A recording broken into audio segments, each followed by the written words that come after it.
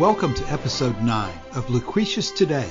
This is a podcast dedicated to the poet Lucretius, who lived in the age of Julius Caesar and wrote On the Nature of Things, the only complete presentation of Epicurean philosophy left to us from the ancient world. I'm your host Cassius, and together with my panelists from the EpicureanFriends.com forum, we'll walk you through the 6 books of Lucretius's poem and discuss how Epicurean philosophy can apply to you today. Be aware that none of us are professional philosophers, and everyone here is a self-taught Epicurean. We encourage you to study Epicurus for yourself, and we suggest the best place to start is the book Epicurus and His Philosophy by Canadian professor Norman DeWitt.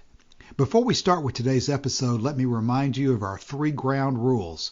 First, our aim is to bring you an accurate presentation of classical Epicurean philosophy as the ancient Epicureans understood it, which is not necessarily the same as modern commentators interpret it.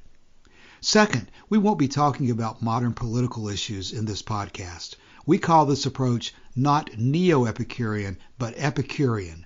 Epicurean philosophy is a philosophy of its own. It's not Stoicism, humanism, Buddhism, Taoism, atheism, or Marxism. It's unique and must be understood on its own, not in terms of any conventional modern morality. Third, we'll be talking about many details of Epicurean physics, but we'll always relate them to how they translate into the Epicurean conclusions on how best to live. Lucretius will show that Epicurus was not focused on luxury like some people say, but neither did he teach minimalism as other people say. Epicurus taught that feeling, pleasure, and pain are the guides that nature gave us to live by, not gods, idealism, or virtue ethics. More than anything else, Epicurus taught that the universe is not supernatural in any way, and that means there's no life after death, and any happiness we'll ever have comes in this life, which is why it is so important not to waste time in confusion. Now let's get started with today's discussion, with Elaine reading the text. And now, since I have taught that nothing can proceed from nothing, nor can things once formed to nothing be reduced, lest you by chance should doubt my reasons, since the seeds of things cannot be seen with naked eyes, hear further that there are seeds of bodies, and you must confess there are, impervious to the sight. At first, the raging force of winds does lash the sea, o'erthrow vast ships, and chase the clouds. Sometimes they scour the plains with furious storms, and spread them o'er with tallest trees, and vex the lofty hills with blasts that rend the woods. And so they bluster with a dreadful sound, and roar with threatening noise through the air. These winds are therefore bodies to the eyes unseen, which scour the sea, the lands, the clouds, and toss them, thus tormented with their blasts. They act the same and spread destruction round as a still stream, increased by sudden rain, and swelled by torrents pouring from the hills. The effect of driving showers is borne along, rending the limbs of trees and then whole woods. Nor can the strongest bridges bear the force so sudden of the rushing flood.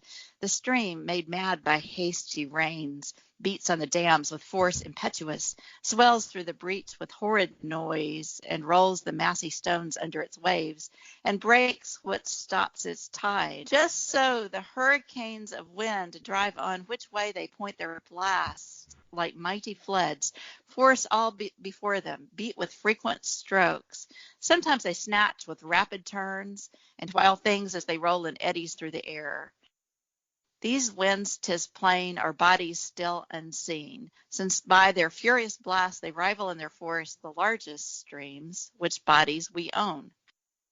Besides, we feel the various smells of things, but can't discern how they affect the nose, nor can we see the raging heat, nor with our eyes perceive the cold, nor can we see a voice, all which by nature are of bodies formed, because they make an impression on the sense.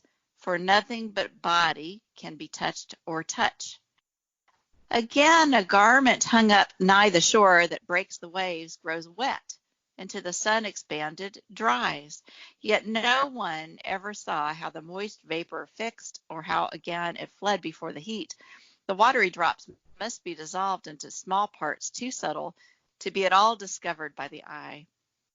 But further, after circling many years, a ring upon the finger wears away.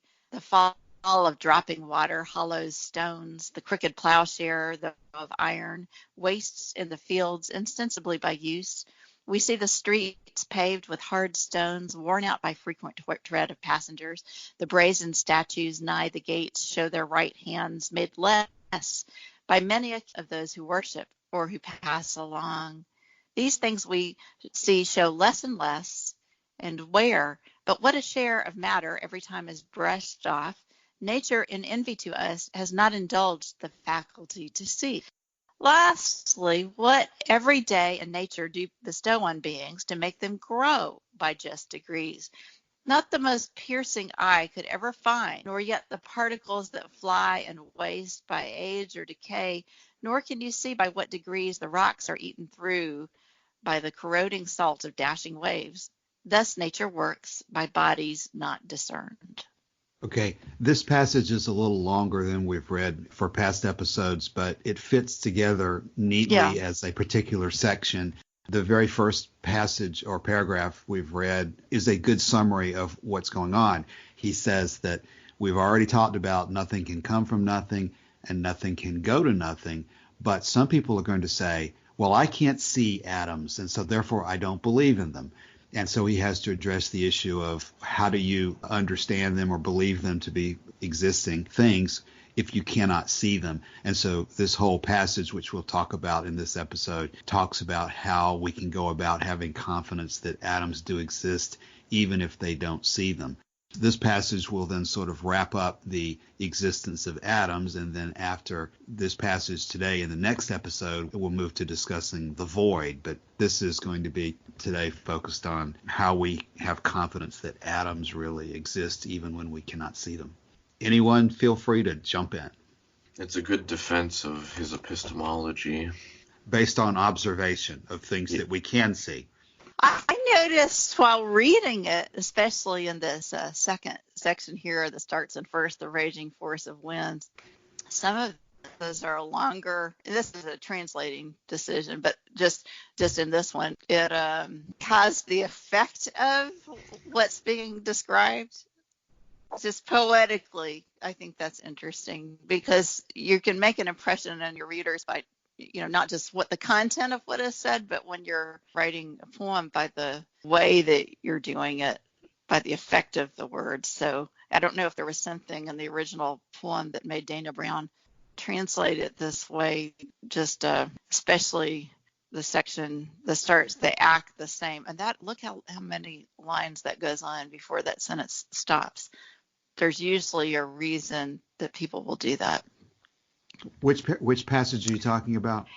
So in the second paragraph, mm-hmm. in the middle of it, you get to they act the same and spread destruction round as a still stream, and it just goes on. It's talking about torrents and driving showers and just kind of the rhythm of the line and mm-hmm. not stopping gives that effect of the wind to me. Mm-hmm. It said that's another way besides the content that you can give people the sensation of what you're talking about with poetry. But I don't know if there is something about the way that Lucretius wrote that made the translator decide that. I just thought it was interesting. We can read either the Monroe or the Bailey version of that and see if they do the same thing. In Monroe, you can see it. It would start with on they stream and spread destruction. And this is very, very long. He's not stopping that sentence. He'll put a semicolon in there, or colon, but it's not really a stop. You're commenting on the poetic aspect of it. I suppose each of his illustrations within that passage is talking about some of the strongest forces of nature in terms of hurricanes yes. or river torrents or things that when we see that stones and trees and forests can be smashed by the power of nature itself using basically wind and rain. Especially when you think about wind, you certainly cannot see. You can see the effects, which is what we're discussing. You can see the effects of winds, but you can't see winds. You can't see the content of wind that's doing all these incredibly powerful things. It sounds like he's maybe even talking about tornadoes possibly, or hurricanes, mm-hmm. Which we're being in March in Alabama, something that's not just this new virus, but wind is a big thing to think about here. So it's something people can see. So, but then you contrast that, which is a lot of power and force, with talking about the ring on the finger wearing away and the dropping water and just touching the statues or kissing the statues, that it will wear off little by little. So that's an interesting contrast to talking about the very forceful, obvious, you can see this, versus the subtle wearing away of a particular bit of matter. And so we've all seen both of those things happen.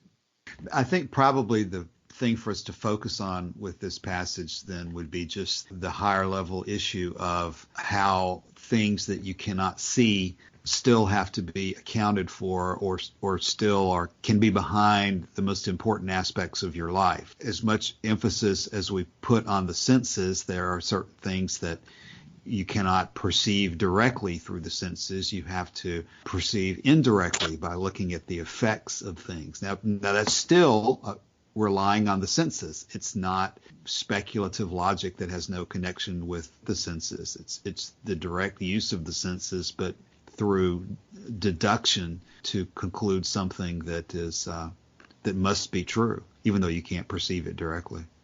I'm a little curious about the ending of the 5th paragraph, the last sentence.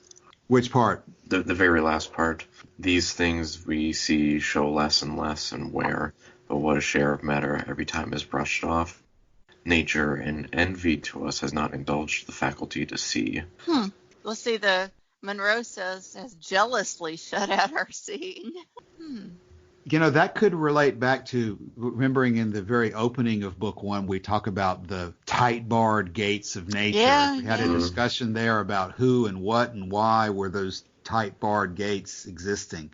Now, Bailey calls it the envious nature of our sight has shut us out from seeing. That's probably slightly different and maybe makes less sense. At least it makes less sense to me on first reading. The envious nature of our sight, that doesn't really, he's not saying who is envious or what they're envious of. Monroe's the nature of vision has jealously shut out our seeing. That's not saying that nature as a allegory is jealous of us. It goes against all the other translations. I don't know that we're competent enough to try to go to the Latin and second guess any of these classical authorities here as to what it could be saying differently.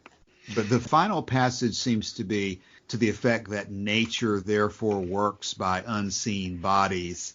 That's the Monroe. And then Bailey says, 'tis then by bodies unseen that nature works her will. And back to 1743, that nature works by bodies not discerned. So he's clearly referencing nature as an allegorical force here. So maybe he is saying that nature as this allegorical force has taken a position on what the faculty of sight should do. But the 1743 is very specific, nature in envy to us. I guess we should look at Martin Ferguson Smith here. He says our inadequate faculty of sight. Yes, you're right. Has debarred us from being shown. It's right at line 319, it looks like. We observe then that all these objects being borne away are losing substance, but our inadequate faculty of sight has debarred us from being shown what particles are departing at any particular moment. And I don't see that he has a footnote about that passage, so he apparently is just not translating the word nature in the same way as these other writers have done. It seems Stallings is mirroring Bailey here. But what is lost at any given moment we can't say, because our stingy sense of sight will never let us see. Stingy is another.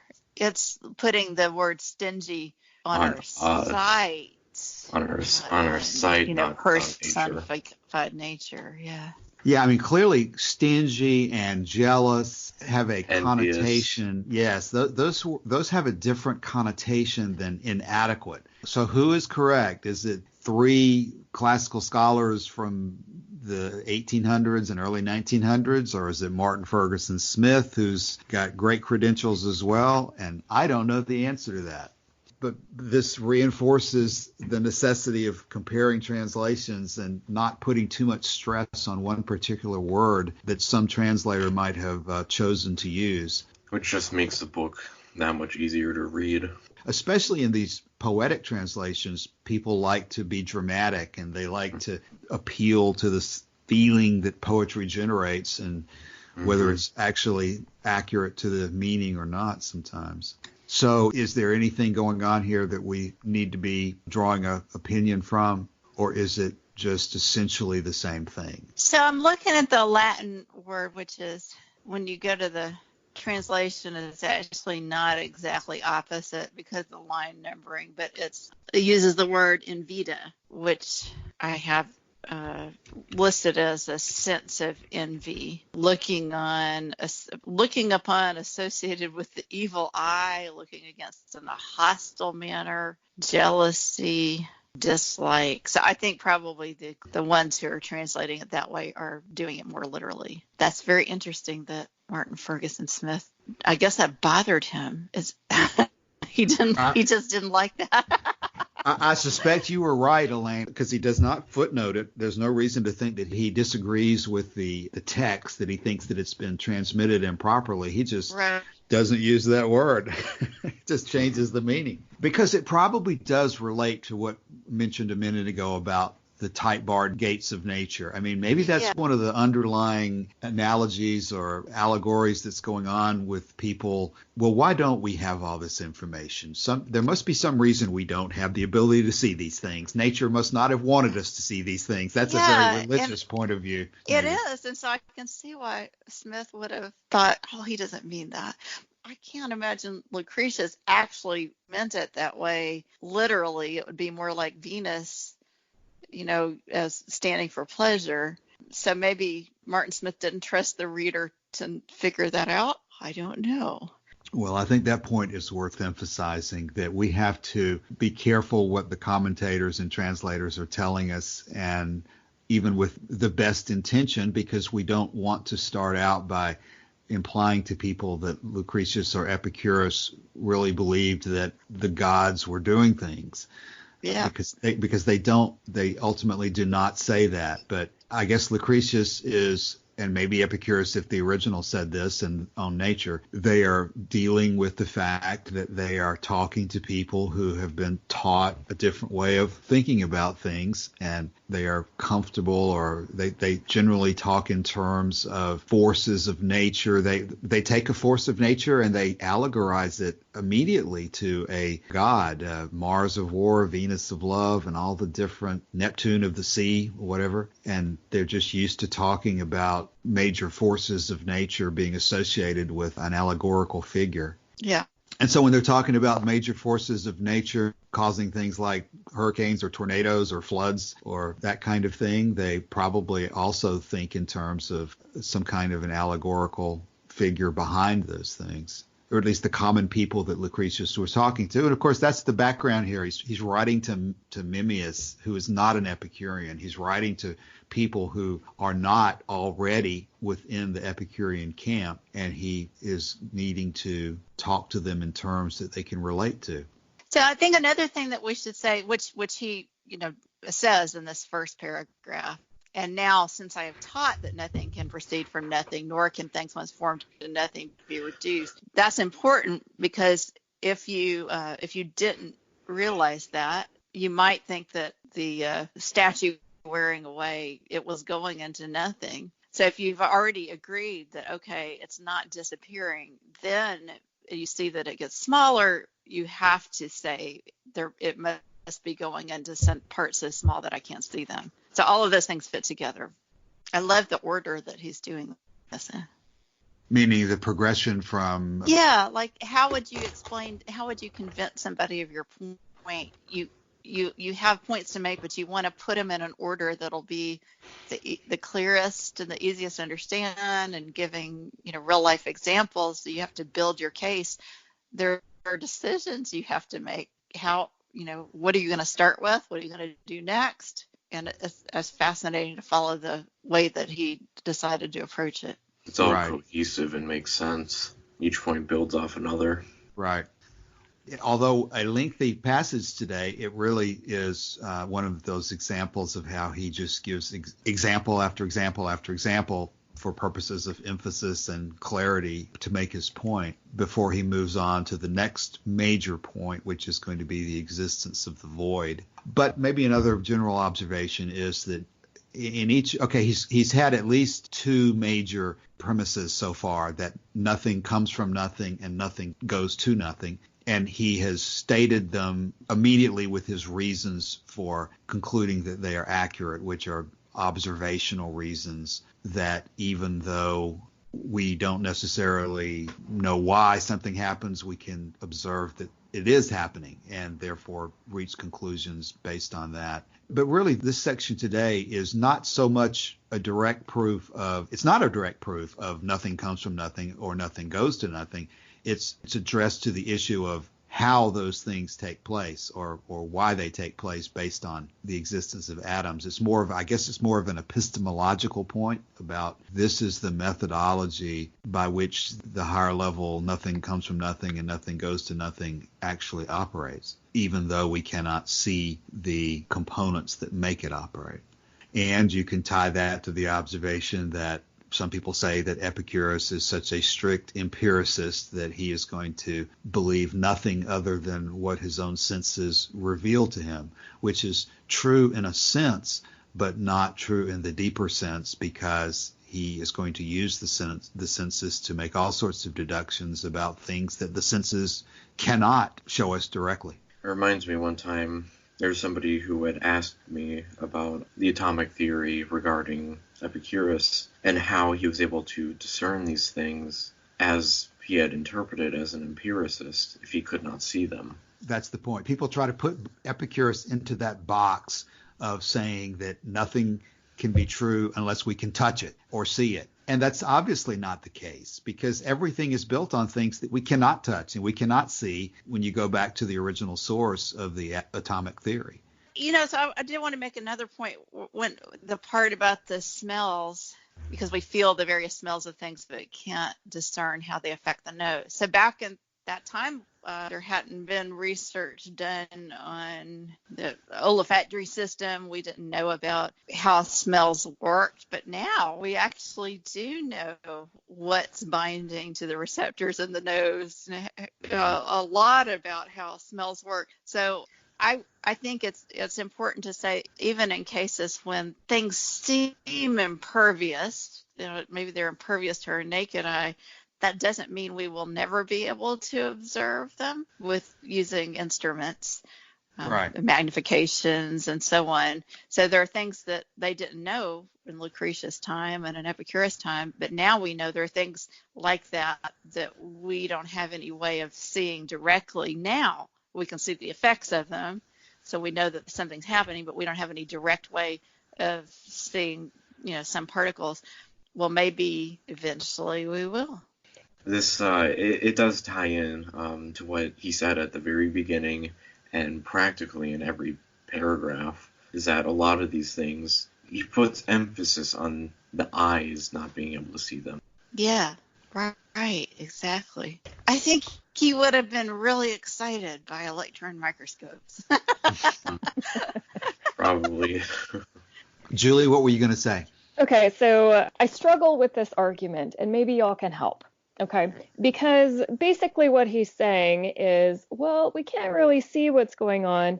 And really, I mean, as Elaine pointed out, some of this has been now, proven by science. But at the day that he was, saying all of this, it hadn't been. And so to me, this seems like a very slippery slope, this argument of you can't see it, but here's what's happening, because it's really just theory. And so how does that, because then you can't fault other philosophies and religions for saying, well, you can't see it, but here's how it works. You know what I mean? So how do you reconcile that? I think that's a great point. We should do it. But so, Julie, if we've already accepted that nothing can come from nothing or turn into nothing, because we've observed that. But let's say we haven't accepted that, because Yeah, here you'd have in this to. paragraph, You'd have yes, to do that first.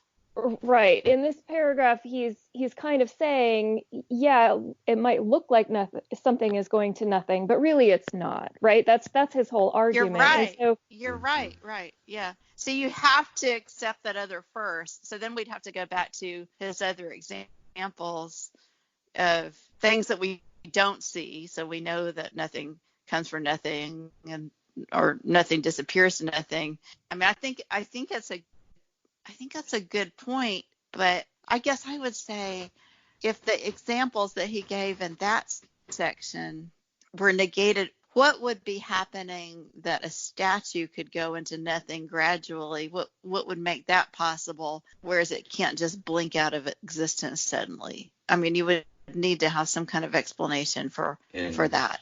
He did explain how it's always in spots where people touch the statue or kiss it or make some contact. That's a good point. There was always a statue. Yeah.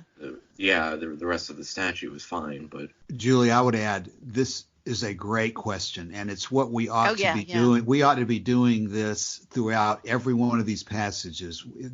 The most helpful thing we could do is to bring up the objections that people would make and think about how Lucretius would respond to them. That's one of the great benefits that we can bring by talking about this stuff like this. I agree totally.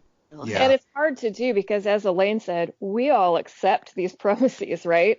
Yeah. Yes, that really takes us back. Just like Epicurus said, we're constantly flipping from the outline to the details and back again to keep everything in perspective. And there's many ways of getting at what the big picture is here, but we haven't gotten to it in this section yet. But before we go very much further in the book, there's a section that says, if you don't trust your senses to reveal to you the things that are directly in front of you, then you can never have any basis for discussing anything at all that might be more complicated, that might not be right in front of you. You end up always coming back to very basic questions like, do you trust the senses or not? What kind of evidence are you going to demand in order to not trust the senses? Is it valid to even ever accept an argument that has no evidence grounded in sensation? You really have to keep those central issues always in front of your mind and take a position on that, because every step of the way through all of this, the people who believe in religion are going to say, well, that's just a matter of faith. Faith transcends everything. Just immerse yourself in the Word of God, and it will all become clear to you, because it could never become clear to you otherwise.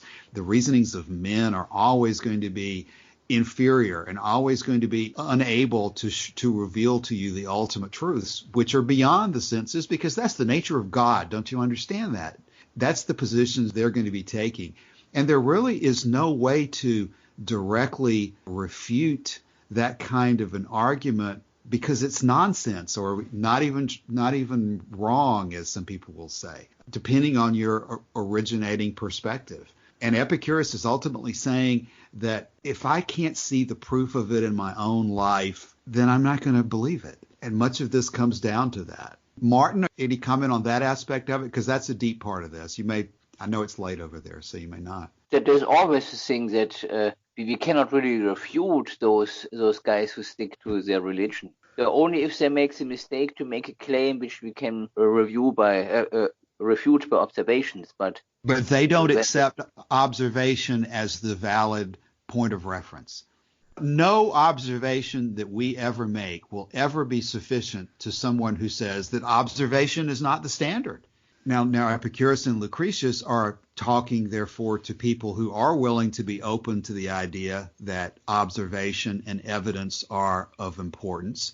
And so they're giving these people an observation, evidence-based narrative of how everything can and probably does work consistent with a theory based on observation. But in the end, there's no way that an observation-based argument can negate a faith-based argument to someone who says that faith is more important than observation. Yeah.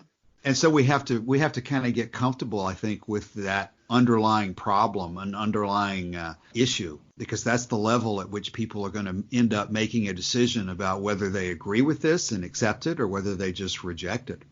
And I don't know whether that level of decision making is ultimately, where does that process ultimately take place? Is it something so deeply ingrained in a particular culture or a particular educational background or a particular environment of some other kind that ends up controlling that? Or Epicurus contends, of course, there's some degree of free will, so people have some ability to decide ultimately how they're going to make their decisions and conduct their analysis. But it's a very deep, deep issue. So this is not part of the reading, but I would like to point out that there are principal doctrines that speak to these issues, right? The ones about sense perceptions, just in case anybody is listening and thinks, oh, well, they need to address that. It's there. It's just not in this part again.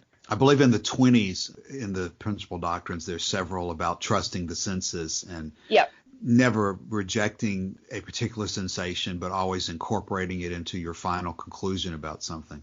And then, of course, there's the... Go ahead, Julie. I'm sorry. It also points out that if you don't use your sense perceptions as your point, you really have nothing to go on. You can't really compare back to anything. Yes, that's the point, which is made several times in the poem as we go further, including I always get confused as to whether it's book 4 or book 5, but the book that discusses the nature of images and then continues on to the conclusions about how you must trust the senses, and if you don't, then you're subject to all sorts of hazards and ways of getting killed in life, and how everything, including reason itself, is ultimately grounded in trusting the senses. This is a huge continuing theme of the poem and of Epicurean philosophy.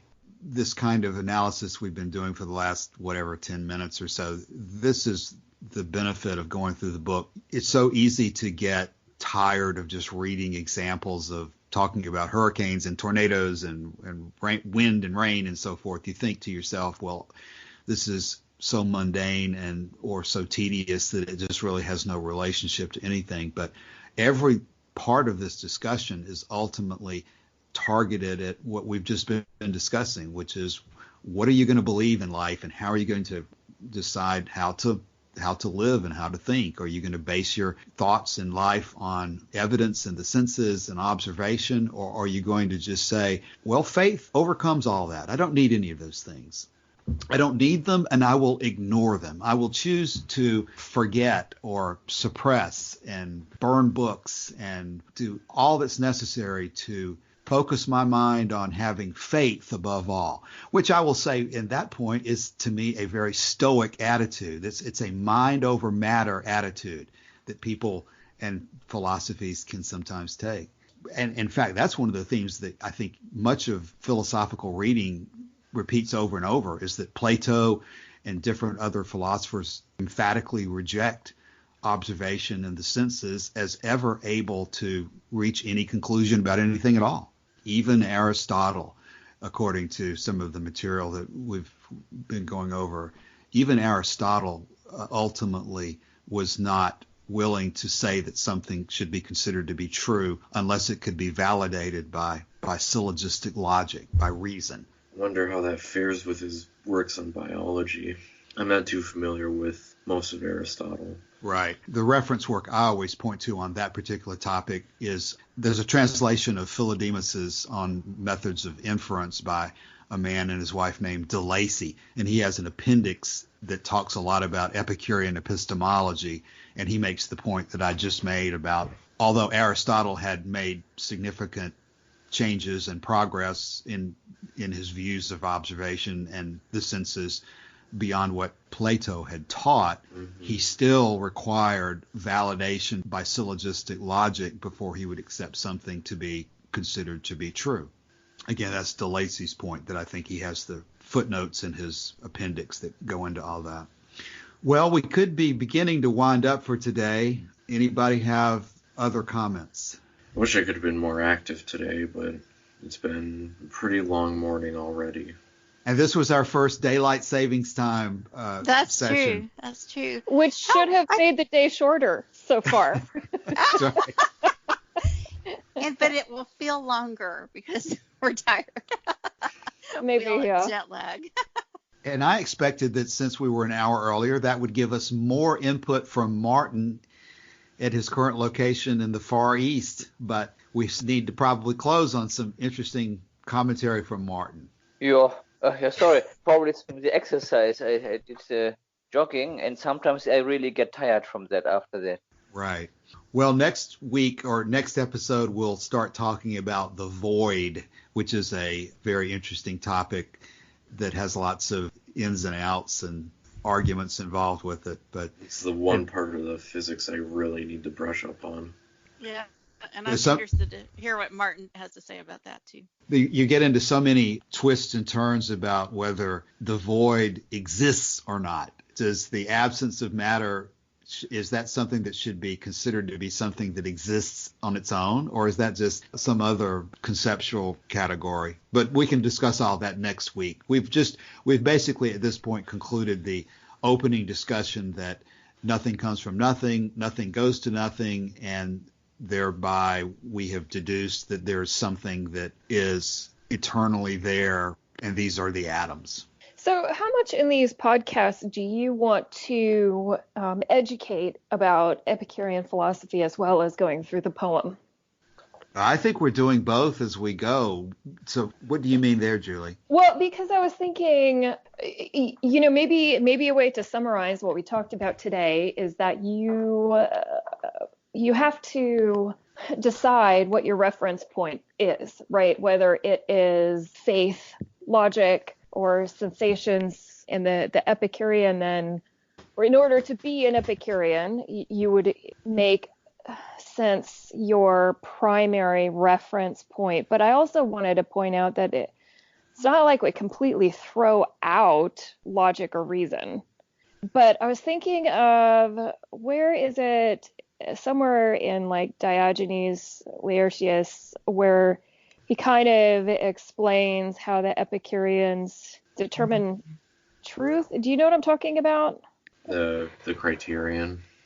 Right, but the false opinion, true opinion, and how that's defined. I can't find it right now though.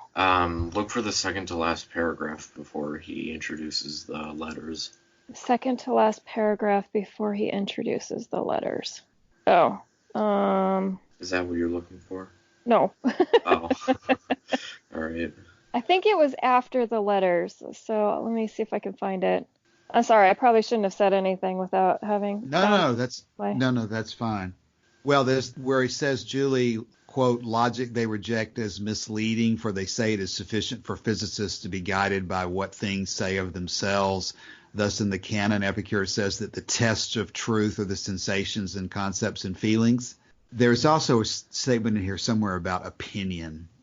I think that's the one that I was getting at, is the opinion one.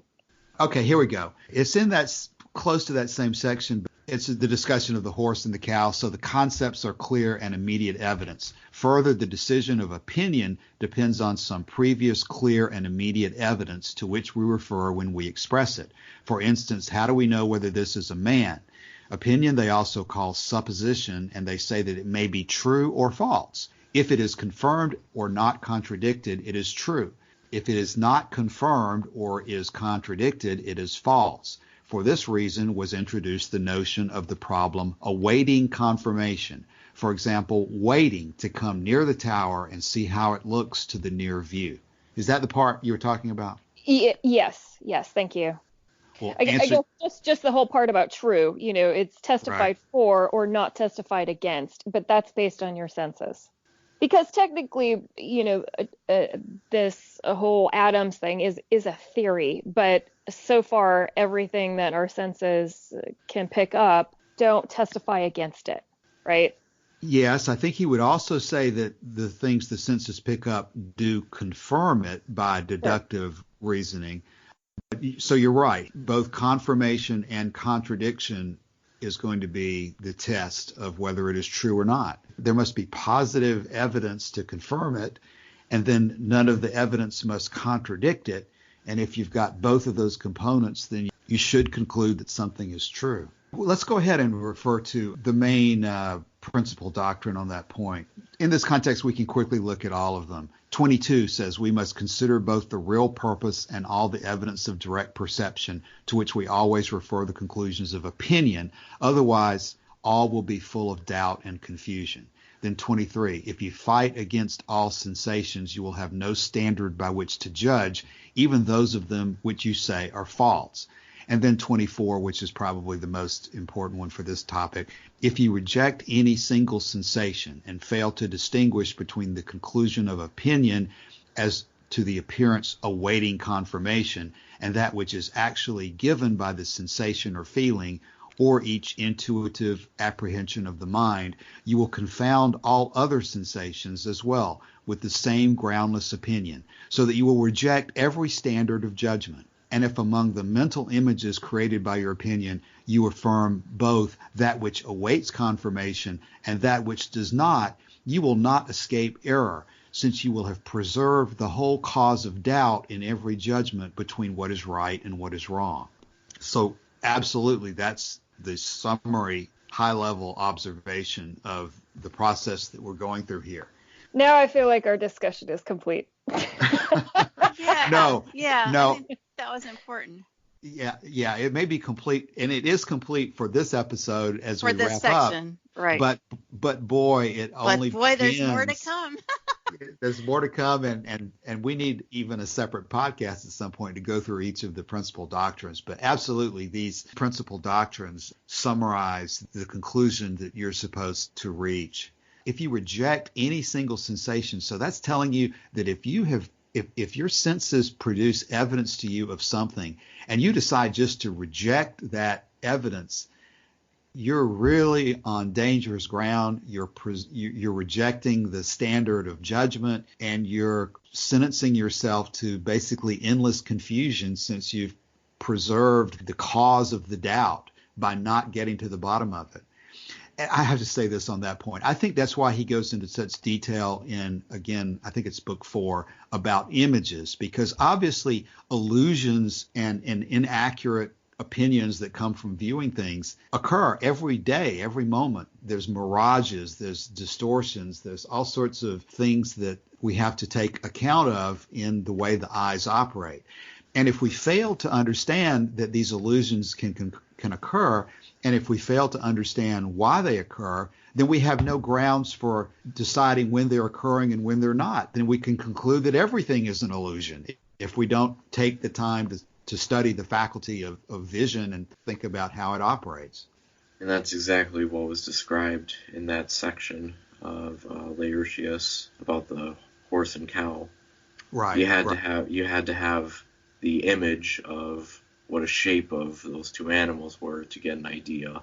But at that current moment, when you saw them in the distance, it was something of a mirage. You could not tell the detail. You have to understand how vision operates, that things are less clear at a distance than they are up close, that if you're looking through a fog or you're looking through some other distorting medium, then you have to account for that distortion. And if you don't think about those things, then you have no idea whether your vision is to be trusted or not. You can't trust the senses unless you understand how they operate and how they may produce information that needs to be analyzed in any particular context. And so Lucretius will get into that as the poem goes on. Okay, so we probably are getting to the point where we ought to wrap up for this episode. Yeah. Any final thoughts? Nope. Nope. Okay, well, thanks everybody. We'll do it again next week. Okay. Bye-bye. Bye-bye. Okay. Bye.